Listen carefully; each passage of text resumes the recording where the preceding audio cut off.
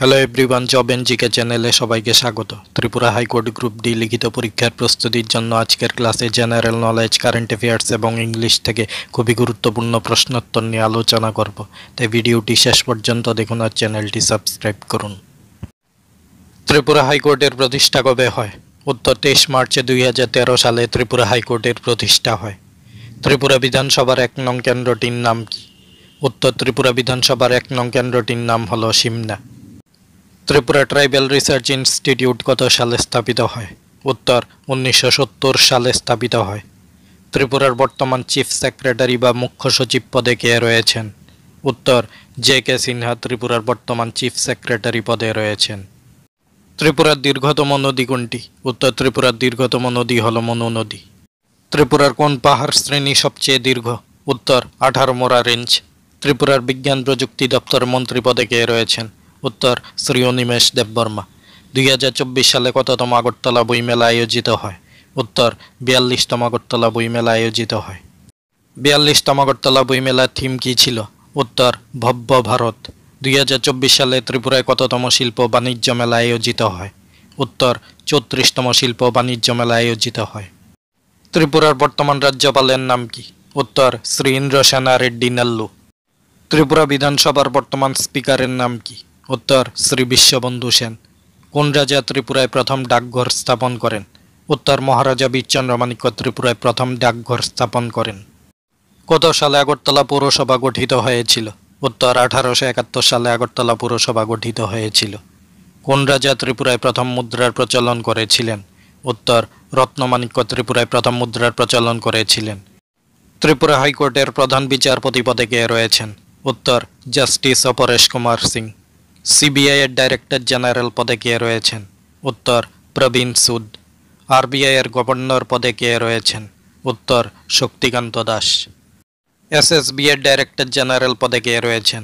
উত্তর দলজিৎ সিং চৌধুরী। ভারতে জিএসটি কবে চালু হয়? উত্তর 2017 সালে ভারতে জিএসটি চালু হয়। ইউনিসেফের সদর দপ্তর কোথায় অবস্থিত? উত্তর নিউ ইয়র্কে অবস্থিত।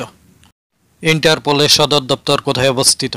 উত্তর ফ্রান্সের লিওনে অবস্থিত। ভারতের প্রথম নাগরিক কে? উত্তর ভারতের প্রথম নাগরিক হলেন রাষ্ট্রপতি। ভারতীয় সংবিধানের কোন সংশোধনীর মাধ্যমে ভোটাধিকারের বয়স 21 থেকে কমিয়ে 18 বছর করা হয়েছে? উত্তর 61তম সংবিধান সংশোধনীর মাধ্যমে। 42তম সংবিধান সংশোধনীর মাধ্যমে মৌলিক কর্তব্যগুলো কোন ধারায় অন্তর্ভুক্ত করা হয়েছে? উত্তর 51A নং ধারায় অন্তর্ভুক্ত করা হয়েছে। ভারতীয় সংবিধান কবে কার্যকরী হয়? উত্তর 26শে জানুয়ারি 1950 সালে ভারতীয় সংবিধান কার্যকরী হয়। ভারতের জাতীয় নীতিবাক্য কি? উত্তর ভারতের জাতীয় নীতিবাক্য হল সত্যমেব জয়তে। ভারতের জাতীয় প্রতীক কি?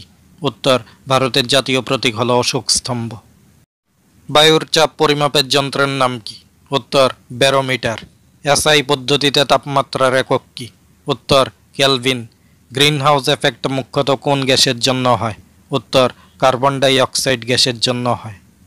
কমপ্লিমেন্টের নিয়ারেস্ট মিনিং কী হবে? কমপ্লিমেন্টের অর্থ হলো প্রশংসা। অপশনে দেওয়া আছে ক্রিটিসিজম, মিসআন্ডারস্ট্যান্ড, কন্ডেমনেশন, অ্যাডমিরেশন। ক্রিটিসিজমের অর্থ হলো সমালোচনা, মিসআন্ডারস্ট্যান্ডের অর্থ হলো ভুল বোঝা, কন্ডেমনেশনের অর্থ হলো নিন্দা, অ্যাডমিরেশনের অর্থ হলো প্রশংসা। তাহলে সঠিক উত্তরটি হবে অ্যাডমিরেশন, কারণ অ্যাডমিরেশন শব্দের অর্থ হলো প্রশংসা এবং কমপ্লিমেন্টের অর্থ হলো প্রশংসা। ফেভিউলাস শব্দের নিয়ারেস্ট মিনিং কী হবে? ফেভিউলাস শব্দের বাংলা অর্থ হলো কল্পিত, যা কাল্পনিক। অপশনে দেওয়া আছে প্যাং। প্যাং শব্দের অর্থ হলো যন্ত্রণা। সুপারফ্লুয়াস। সুপারফ্লুয়াস শব্দের অর্থ হলো অতিরিক্ত। ইনক্রেডিবল। ইনক্রেডিবল শব্দের অর্থ হলো অবিশ্বাস্য। প্ল্যান্টি। প্ল্যান্টি শব্দের অর্থ হলো প্রচুর। তাহলে সঠিক উত্তরটি হবে ইনক্রেডিবল, অবিশ্বাস্য। প্রম্পটলির অ্যান্টোনিমস ওয়ার্ড কী হবে? প্রম্পটলির অর্থ হলো তৎক্ষণাৎ। অপশনে দেওয়া আছে ক্লোজড। ক্লোজডের অর্থ হলো বন্ধ। ডিক্লাইন। ডিক্লাইনের অর্থ হলো ক্ষয় করা। স্লোলি। স্লোলির অর্থ হলো ধীরে ধীরে। আর্লি। আর্লির অর্থ হলো শীঘ্র। সঠিক উত্তরটি হবে স্লোলি, অর্থাৎ ধীরে ধীরে। এই প্রশ্নগুলো Tripura high court group D written এক্সামের জন্য খুবই গুরুত্বপূর্ণ। Tripura high court group D written এক্সামের প্রিপারেশনের জন্য আরও গুরুত্বপূর্ণ ক্লাস পেতে চ্যানেলটি সাবস্ক্রাইব এবং জয়েন করুন। সবাইকে ধন্যবাদ।